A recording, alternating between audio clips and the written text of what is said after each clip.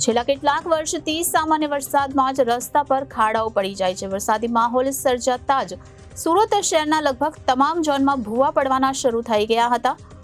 ત્યાં એ સિલસિલો હજી પણ યથાવત છે। તાજેતરમાં જ સરથાણા વિસ્તારમાં શામધામ સર્કલ પાસે ભૂવાઓ પડ્યા હતા, જેથી રાહદારીઓ પરેશાન થઈ રહ્યા છે, જેના કારણે વાહન ચાલકોને ભારે મુશ્કેલી થઈ રહી છે। ખાડા પડી ગયા છે, જેને કારણે વાહન ચાલકોને પોતાનું વાહન હંકારવું પણ મુશ્કેલ બની ગયું છે।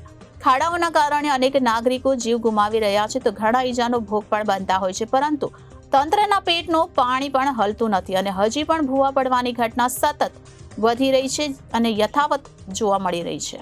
વિકસિત ગુજરાતના મોટા મોટા બણગા ફૂંકવામાં આવી રહ્યા છે, પણ રાજ્યમાં છેલ્લા કેટલાક વર્ષોથી સામાન્ય વરસાદમાં જ રસ્તા પર ખાડાઓ પડી જાય છે અને દિવસે ને દિવસે આ સમસ્યા ગંભીર સ્વરૂપ ધારણ કરી રહી છે। આ વર્ષે પણ ભારે વરસાદના કારણે રસ્તા પર ખાડા છે કે ખાડામાં રસ્તા છે તેનો ખ્યાલ જ આવતો નથી। તો દર વર્ષે વરસાદ વિકાસની પોલ ખોલી નાખે છે અને આ વિકાસ સરકારની પોલ ખોલી નાખે છે। ખાડાઓના કારણે અનેક નાગરિકો જીવ પણ ગુમાવી રહ્યા છે, તો ઘણા ઈજાનો ભોગ બને છે, પરંતુ તંત્રના પેટનું પાણી પણ હલતું નથી। માત્ર એટલું જ નહીં, પ્રજાના પરસેવાની કમાણી દ્વારા ટેક્સ દ્વારા મેળવેલી આવકમાંથી ભ્રષ્ટાચારના નમૂના સમાન બ્રિજ બનાવવામાં આવે છે અને ટેક્સ પેયરના પૈસાનું પાણી થઈ જાય છે।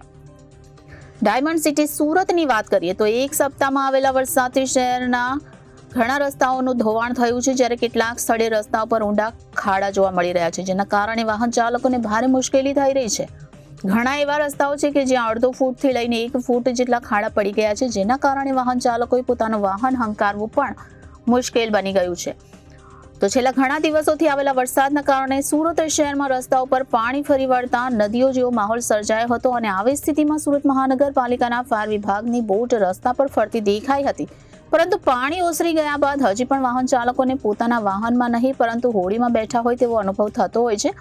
વરસાદી માહોલ સર્જાતા જ સુરત શહેરના લગભગ તમામ ઝોનમાં ભૂવા પડવાના શરૂ થઈ ગયા છે અને એ સિલસિલો હજી પણ યથાવત છે। તો કેટલાક સ્થળે એ પ્રકારના ભૂવા પડ્યા હતા કે આખી કાર પણ અંદર સમાઈ જાય। તો તાજેતરમાં જ સરથાણા વિસ્તારમાં શામધામ સર્કલ પાસે મોટા ભૂવાઓ પડ્યા છે, જેથી રાહદારીઓ પણ પરેશાન થઈ રહ્યા છે। તો આમ હજી પણ ભૂવા પડવાની ઘટના સતત વધી રહી છે અને યથાવત જોવા મળી રહી છે।